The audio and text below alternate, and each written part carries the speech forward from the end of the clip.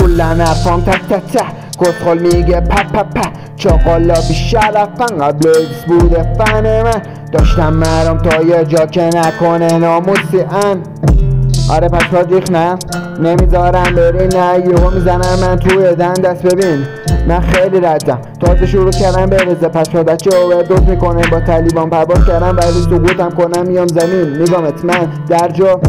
دفعه پیشم زدم دفعه سیکسیر جا تخلاپو دانی تو گیش نیست ما داشتا تو رد تو بیستیم من به کل رفت فارسیم یه تیم خایلا پاشای سیم چین ادعا داره تو بیستیم تو زنت بهت میگه آقا باشی تو نهایت دیایی آقا باشی تو که داری حتی خلاپا میگی تو بچه سالی تو خود گیش نیست داری به نسل نیستی خودتو نسل شیش جا بزن تو که 10 سالتم نبودش گوهی پسر حالا بچه نه میام میگامت جنگنده آره دیست میکنم 100%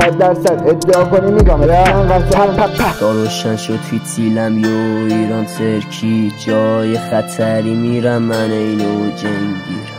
رپ پارسی جز پیک نداره سنفی یه رو امینه میاد میگیره با من سلفی کف پرچک رفقام اسمی گنگ بودن دست به دست بهم رسیده ارسی هرس نمیخورم اصلا نمیزنم ارسی با مغزم مینویسم نیستم رپر جنسی سطح کارا بالا صدا نمیاد پایین یه نامه بنویسم که همون میشه آین باخ ماخ نمیده هیچ وقت یه بچه پایین رپ و پر آقای گلین علی دایی همه جوابم قاطع صدا میکنن قاتل پاشون اکیلیمشون جلوتر بیاد بستن آتل کارو با دست کشان لودش کن خیلی دادات من اگه پروندم هم سفیده این دادات دخالت کنی لابلا کارام یه چی لابلات از نظر مغزیم شدم این ماه کامل شدم این خورشید واسه رفیقام پشتم بهشون منظورو بد نگیر